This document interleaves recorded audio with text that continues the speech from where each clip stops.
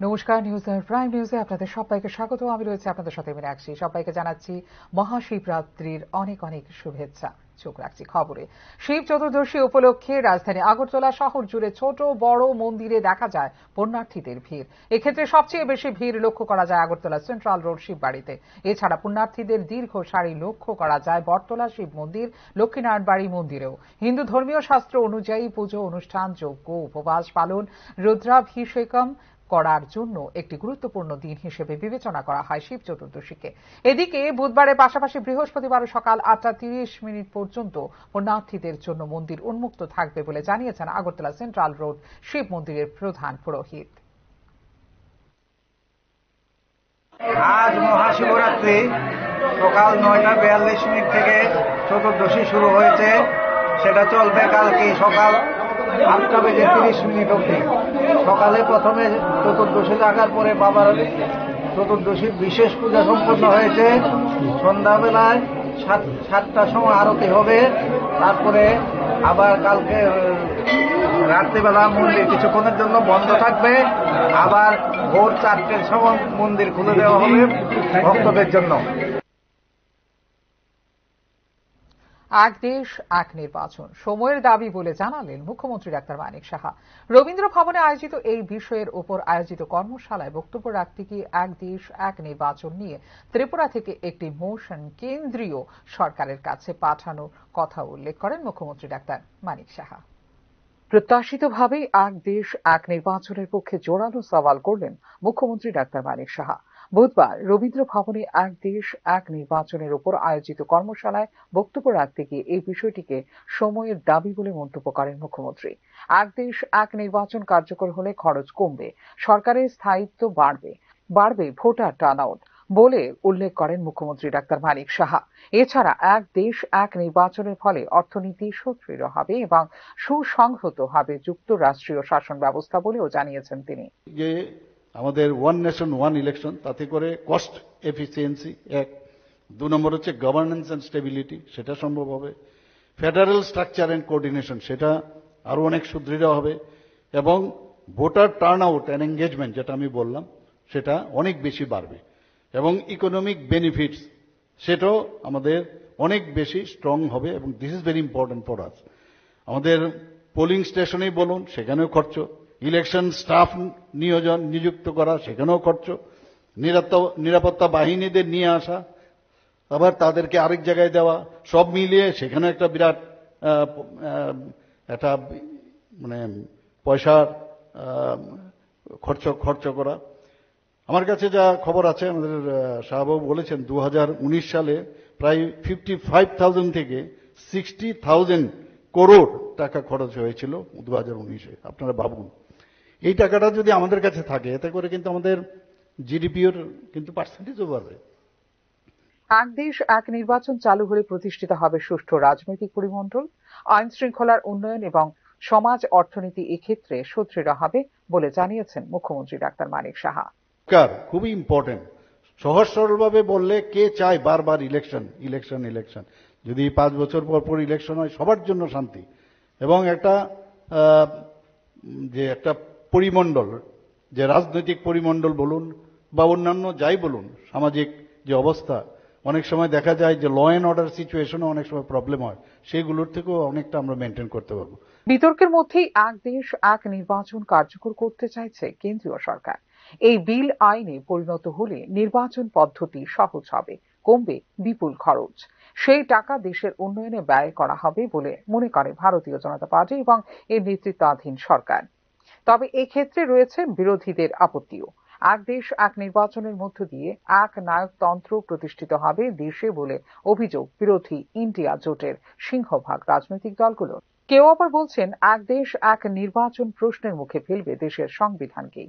বর্তমানে যেখানে কেন্দ্রীয় সরকারের এক দেশ এক ভোট প্রস্তাব খতিয়ে দেখছে সংসদীয় কমিটি, সেখানে লোকসভা এবং রাজ্য বিধানসভাগুলিতে একসঙ্গে ভোট করা অগণতান্ত্রিক নয় বলে জানিয়েছে কেন্দ্রীয় আইন মন্ত্রক। ফিউরো রিপোর্ট, নিউজ নাও। সাক্ষ্য দেওয়ার যোগ্য হলে যে কোনো বয়সে সাক্ষ্য দেওয়া যাবে এবং তা গ্রহণযোগ্য হবে বলে গুরুত্বপূর্ণ পর্যবেক্ষণে জানিয়েছে দেশের সর্বোচ্চ আদালত।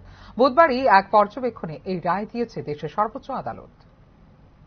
সাক্ষীর বয়সের ন্যূনতম কোনো সীমা নেই। অন্য যে কোনো সাক্ষীর মতোই কোনো শিশুর সাক্ষ্য সমান গুরুত্বপূর্ণ। তবে অবশ্যই মাথায় রাখতে হবে শিশুটির সাক্ষ্য দেওয়ার যোগ্য কিনা। যদি তা হয় তবে যে কোনো বয়সে সাক্ষ্য দেওয়া যাবে এবং গ্রহণযোগ্য হবে। এক খুনের মামলার শুনানিতে এমনই পর্যবেক্ষণ দেশের সর্বোচ্চ আদালতের। এক ব্যক্তির বিরুদ্ধে তার স্ত্রীকে খুনের অভিযোগ উঠেছিল সর্বোচ্চ আদালতে। সেই মামলায় ওই দম্পতির 7 বছরের কন্যার সাক্ষ্যকে মান্যতা দেয়নি মধ্যপ্রদেশ হাইকোর্ট। অভিযুক্তকে বেকসুর খালাস করে দেয় আদালত। তারপরেই মামলা গড়ায় সুপ্রিম কোর্টে। বিচারপতি জেবি পারদিওয়ালা এবং বিচারপতি মনোজ মিশ্রের বেঞ্চ খারিজ করে দেয় মধ্যপ্রদেশ হাইকোর্টের রায়কে।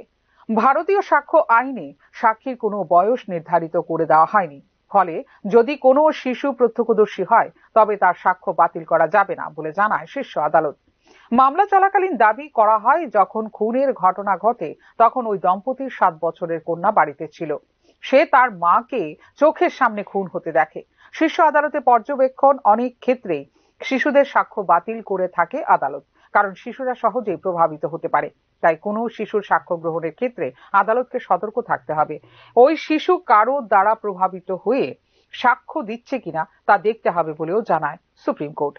যদি আদালতে দেখে কোনো শিশু প্রভাবিত না হয়ে সাক্ষ্য দিচ্ছে তবে অবশ্যই অভিযুক্তের অপরাধ বা নির্দোষ প্রমাণে কার্যকর হবে সেই সাক্ষ্য বলে পর্যবেক্ষণে জানিয়েছে বিচারপতি পারদিওয়ালার বেঞ্চ। ব্যুরো রিপোর্ট, নিউজ নাও।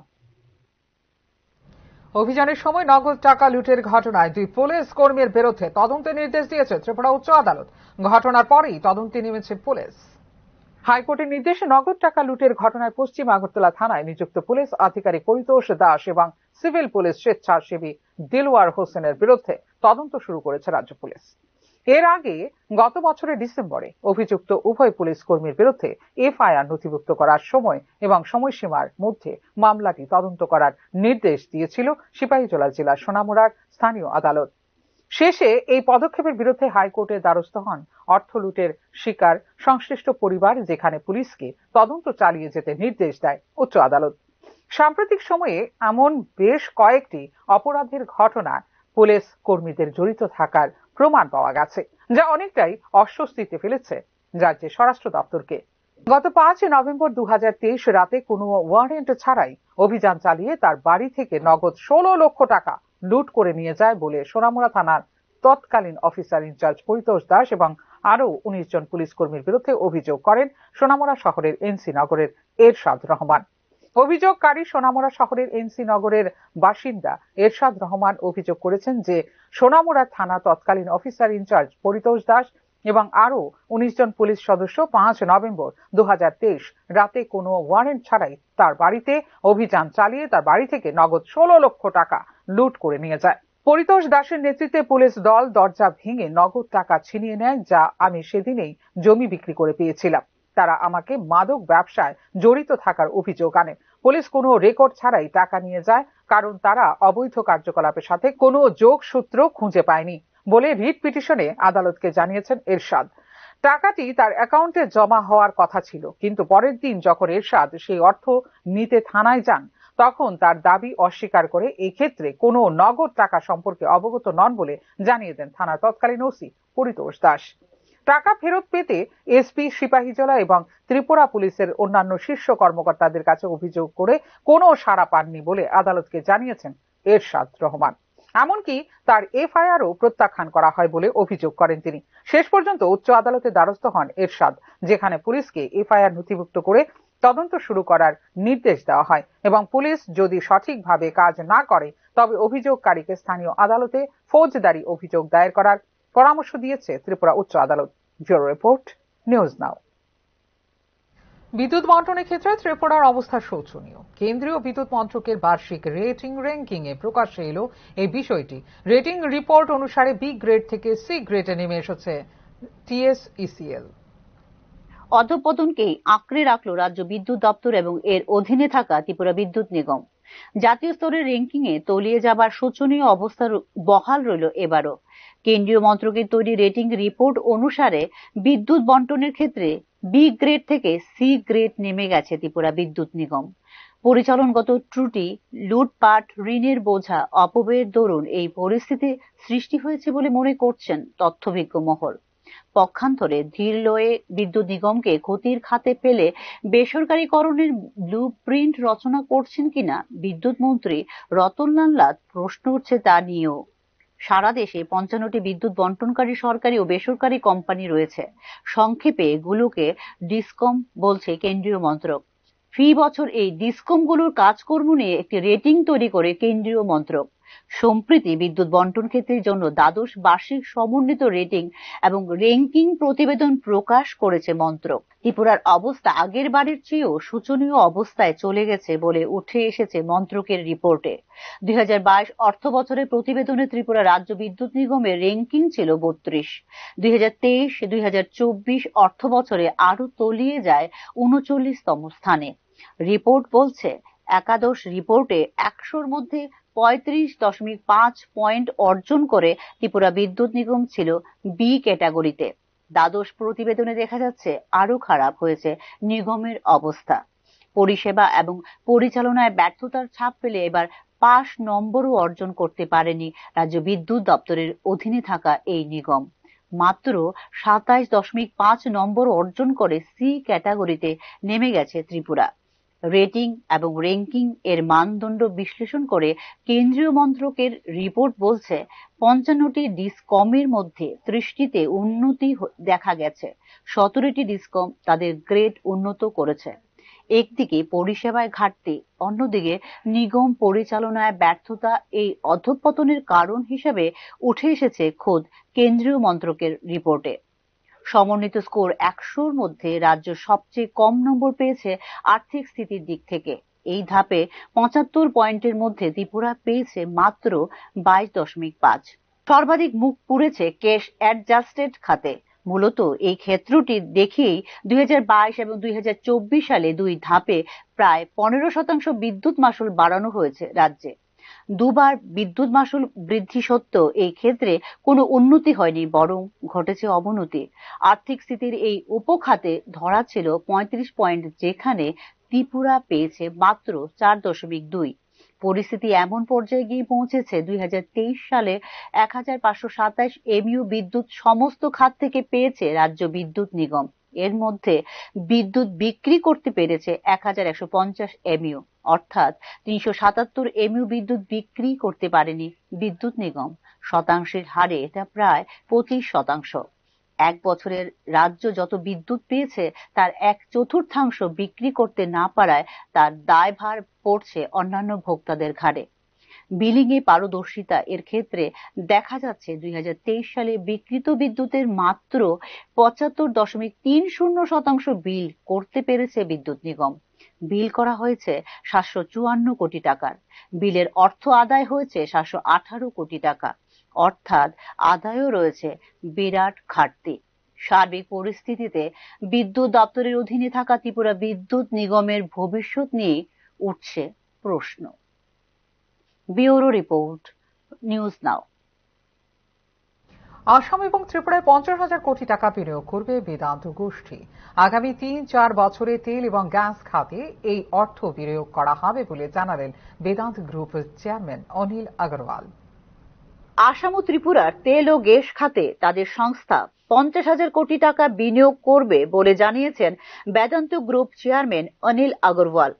বেদান্ত গোষ্ঠীর অন্তর্ভুক্ত কেয়ার্ন অয়েল অ্যান্ড গ্যাস সংস্থা ইতিমধ্যেই উত্তর পূর্ব অঞ্চলের এই দুটি রাজ্যে প্রায় ২৫০০ কোটি টাকা বিনিয়োগ করেছে বলে অ্যাডভান্টেজ আসাম বিনিয়োগ শীর্ষ সম্মেলনের উদ্বোধনী অনুষ্ঠানে জানিয়েছেন অনিল আগরওয়াল।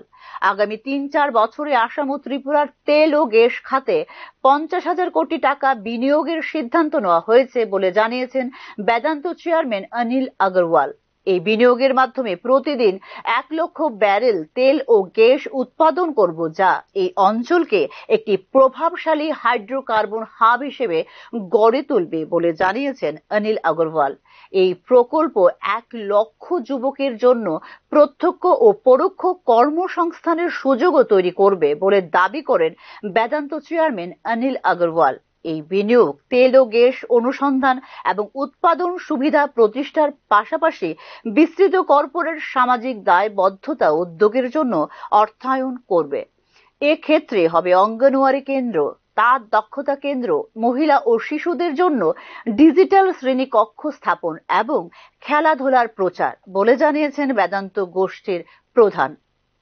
উল্লেখ করা যেতে পারে, ত্রিপুরার জন্য প্রাকৃতিক গ্যাস সর্বাধিক রাজস্ব আয়কারী প্রাকৃতিক সম্পদ। 95% উপরে উচ্চ মিথেন উপাদান সম্পন্ন গ্যাস পাওয়া যায় ত্রিপুরায়। এই প্রাকৃতিক সম্পদ রাজ্যে উদ্বৃত্ত বিদ্যুৎ উৎপাদন এবং দূষণমুক্ত পরিবহন ব্যবস্থার মেরুদণ্ড হিসেবে কাজ করছে। স্থানীয়ভাবে উপলব্ধ প্রাকৃতিক গ্যাসকে কাজে লাগিয়ে এবং ব্যবহার করে বাংলাদেশ এবং সমস্ত উত্তর পূর্ব রাজ্যে বিদ্যুৎ সরবরাহের জন্য একটি বিদ্যুৎ বিক্রয় চুক্তি করেছে TSECL এবং OTPC। এছাড়া গৃহস্থ গ্যাস বরাদ্দের জন্য সিটি গ্যাস বিতরণ সংস্থা এবং পরিবহন ক্ষেত্রে CNG কে অগ্রাধিকার দিয়েছে রাজ্য সরকার। অপরদিকে রাজ্যে গ্যাস উত্তোলনের জন্য বিভিন্ন দরপত্রের মাধ্যমে 30টি অনুসন্ধান এবং উৎপাদন ব্লক বরাদ্দ করেছে ভারত সরকার। এক্ষেত্রে 18টি উৎপাদন ব্লক এবং 5টি অনুসন্ধান ব্লক সহ মোট 23টি ব্লকে কার্যক্রম পরিচালনাকারী সবচেয়ে পুরনো অপারেটর হলো ONGC। গেইল জুবিল্যান্ট জেভি একটি উৎপাদন ব্লক এবং একটি অনুসন্ধান ব্লকের পরিচালনাকারী। বেদান্ত লিমিটেডকে একটি অনুসন্ধান ব্লক এবং অয়েল ইন্ডিয়া লিমিটেডকে 3টি অনুসন্ধান এবং একটি উৎপাদন ব্লক বরাদ্দ করেছে ভারত সরকার। গ্যাস উত্তোলনের ক্ষেত্রে রাজ্য সরকারকে 10% উৎপাদক মূল্যে রয়্যালটি প্রদান করে ONGC। ত্রিপুরায় তেল ও গ্যাসের সমৃদ্ধ ভান্ডার রয়েছে। সম্প্রতি রাজ্যে রাভা কাঠামোতে 72 BSM সহ 400 BSM এর বিশাল রিজার্ভের সন্ধান পেয়েছে ভূবিজ্ঞানীরা। Bureau report, news now. Sabroom Dharmanagar Sabroom রুটে নতুন এক জোড়া যাত্রা রেল পরিষেবার ঘোষণা দিল উত্তর পূর্ব রেল। এই ক্ষেত্রে সাবরুম আগরতলা সাবরুম রুটেও চলবে নতুন যাত্রী রেল। উত্তর পূর্ব সীমান্ত রেলের দেওয়া ঘোষণা অনুযায়ী 55,673 এবং 55,684 যাত্রী রেল সাবরুম ধর্মনগর সাবরুম রুটে চলাচল করবে সপ্তাহে 5 দিন। মঙ্গলবার ও শনিবার ছাড়া বাকি 5 দিনই সাবরুম ধর্মনগর সাবরুম রুটে সরাসরি চলাচল করবে যাত্রী রেল। অপরদিকে 55,681 এবং 55,672 যাত্রী রেল সাবরুম আগরতলা সাবরুম রুটে পরিষেবা দেবে সপ্তাহে 2 বার। এক্ষেত্রে মঙ্গলবার এবং শনিবার সাবরুম আগরতলা সাবরুম রুটে পরিষেবা দেবে নতুন এই যাত্রী রেল।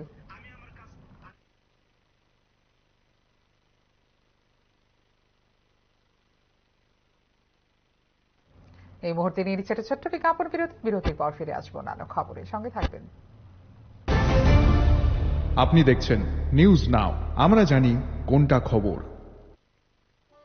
একটু চেষ্টাতেই দুল লেগে যায় নববধূর কানে, একটু চেষ্টাতেই মানিয়ে নেওয়া যায় বিবাহিত জীবনে। নানা অনুভূতি জড়ানো বিয়ের গয়না, শ্যাম সুন্দর কোম্পানি জুয়েলার্স। আপনি দেখছেন নিউজ নাও, আমরা জানি কোনটা খবর। প্রকাশ্যে আইন লঙ্ঘন করার নতুন ট্রেন্ড চালু করলেন রাজনৈতিক নেতৃত্ব। এক্ষেত্রে ধারা 144 ভঙ্গ করে সরাসরি বোর্ড পরীক্ষা কেন্দ্র এমনকি পরীক্ষা হল পর্যন্ত পৌঁছে যাচ্ছেন তারা। স্বাভাবিক কারণে বিপদজনক এই ট্রেন্ড নিয়ে আশঙ্কা প্রকাশ করেছেন শিক্ষানুরাগী মহল। প্রধানমন্ত্রী নরেন্দ্র মোদীর পরীক্ষা পেয়ে চর্চার অনুকরণ করতে গিয়ে আইন অমান্য করে বোর্ড পরীক্ষার হল পর্যন্ত পৌঁছে যাচ্ছেন বিধায়ক থেকে শুরু করে রাজনৈতিক দল এবং সংগঠনের নেতৃত্বরা।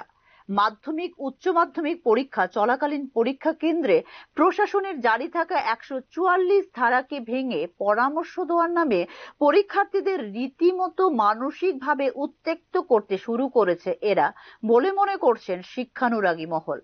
পরীক্ষা কেন্দ্রে পরীক্ষার্থীদের কপালে চন্দনের তিলক কেটে দেওয়া, পরীক্ষা শুরুর ঠিক আগে পরীক্ষার্থীদের মাঠে নিয়ে যাওয়া ইত্যাদি বিষয়গুলো রীতিমতো বিস্ময়ের। কেননা ওই সময়ে মানসিকভাবে পরীক্ষার জন্যই যাবতীয় প্রস্তুতি নিয়ে থাকেন পরীক্ষার্থীরা। তখন তাদের এভাবে অন্য কোনো ইস্যুতে ডেকে নিয়ে যাওয়া মানে তাদের মানসিকভাবে কার্যত উত্ত্যক্ত করাই বলে মনে করেন শিক্ষাবিদরা।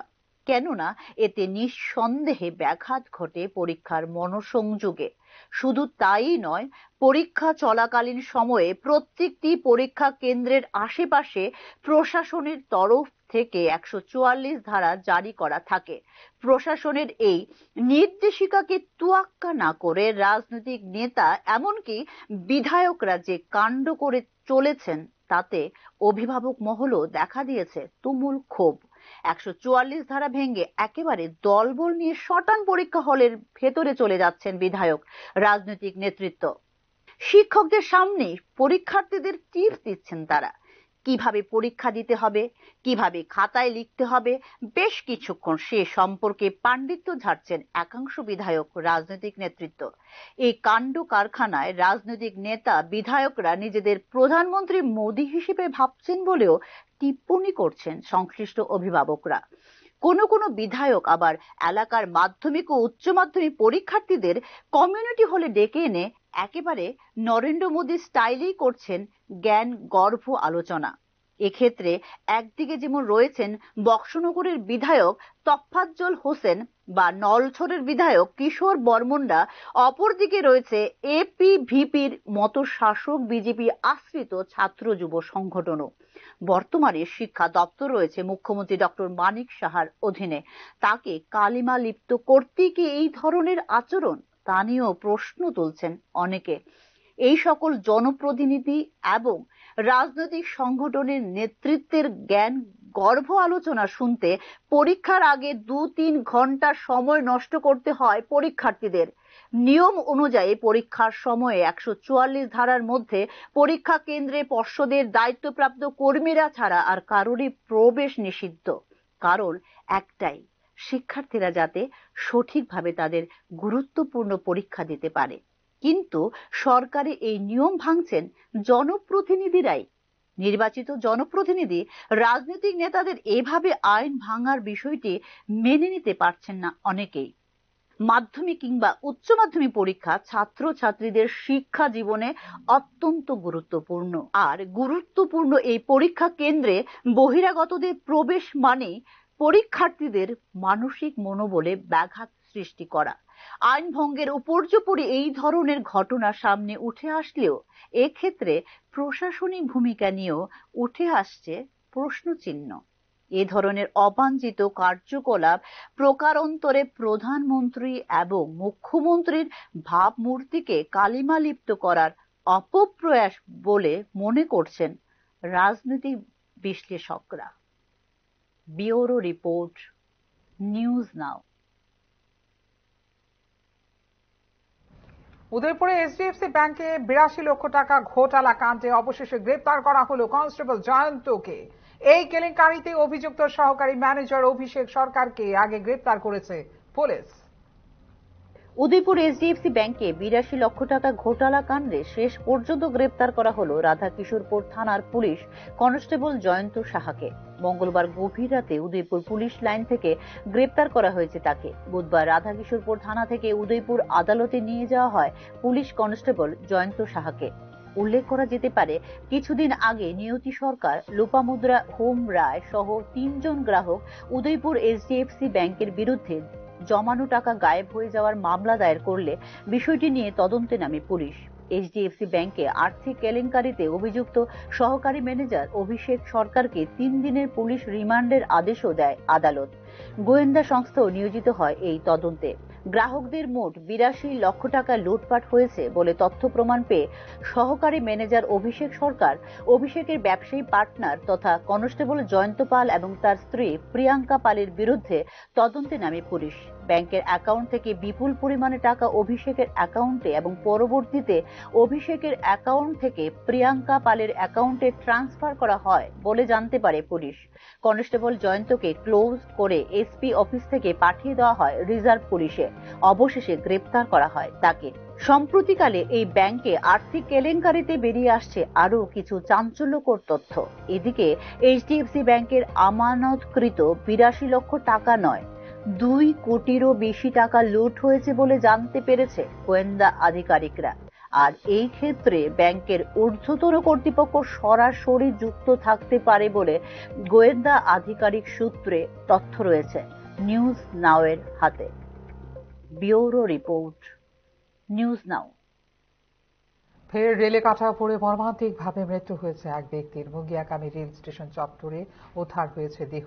ওই ঘটনায় গোটা রেল স্টেশন এলাকায় ছড়িয়ে পড়েছে তীব্র চাঞ্চল্য। ঘটনার খবর পেয়ে ছুটে আসে জিআরপি। তেলিয়ামুড়া রেল লাইনে মৃতদেহ দেখতে পান স্থানীয়রা। সাথে সাথে তারা খবর দিয়েছেন জিআরপিকে। মৃত ব্যক্তি আমবাসার বাসিন্দা বিপ্লব কুমার রায়। পারিবারিক অশান্তি এবং কলহের জেরে এই আত্মহত্যার পথ বেছে নিয়েছে বলে জানিয়েছে পুলিশ।